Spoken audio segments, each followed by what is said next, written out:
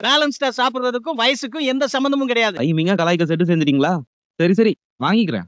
உங்க மொக்கையில அந்த சாஃப்ட் சப்பாத்திய வேலை செஞ்ச கடையே உங்க கைக்கு வந்துருச்சு. அது கடையாலமா?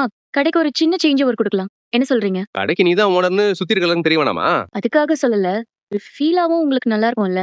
நாங்க இப்படி எல்லாம் குடும்பமா ஹோட்டல்ல சாப்பிட்டதே இல்லைங்க. வாரத்துக்கு ஒரு நாள் வெளியில வாங்கிட்டு வந்து தான் சாப்பிடுறீங்க. ஹோட்டலே சாப்பிட்டது இல்லைன்னு சொல்றீங்க. ஆனா இப்படி ஹோட்டல்ல எல்லாம் ஒண்ணா வந்து உட்கார்ந்து சாப்பிட்டதே இல்ல. இதான் முதல் தடவை. வழியுது தொடச்சுக்கோ. நான் தான் சூப் பிடிக்கவே இல்லை. சூப் இல்லடா ஜுல்லு. என் தம்பிக்கு ஒரு நல்ல விஷயம் நடந்திருக்கு. நானே ட்ரீட் கொடுத்த மாதிரி இருக்கட்டுமே. நீ ரொம்ப மாறிட்டடா. நான் எதுக்கும் காசு எடுக்க மாட்டேன். இப்பதான் கொடுக்குறேன்னு சொல்றேன்னு என் இமேஜ் டேமேஜ் பண்ணிட்டாதரா. அவங்க வரணும்னு நினைச்சா வருவாங்கடா. நீ விடு பாத்துக்கலாம். அண்ணனுக்கு ஏதாவது உண்மை தெரிஞ்சிருக்குமோ? அவருக்கு ஏதாவது தெரிஞ்சிருக்குமோ? எங்க பாக்குறீங்க? சாப்பிடுறவங்களுக்கே திரும்ப திரும்ப கொண்டு போய் கொடுத்துட்டு இருக்காங்க. நம்மளாம் பசியில இருக்கோம்ல.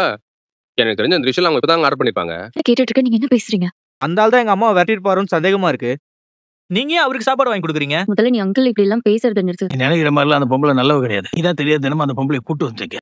அவன் இங்கதான் இருக்கான்னு எனக்கு ரொம்ப நாளாவே தெரியும். அம்மா அம்மான்னு அம்மா மேல பாசத்தை வச்சுட்டா. அவன் கிளம்பி போயிட்டா. எல்லாரும் ஒன்னா சேர்ந்து கும்மி அடிச்சு கூகுளமா இருந்தீங்க. இந்தா போயிட்டல. என்ன வேண்டாம் கூட்டு வந்தா?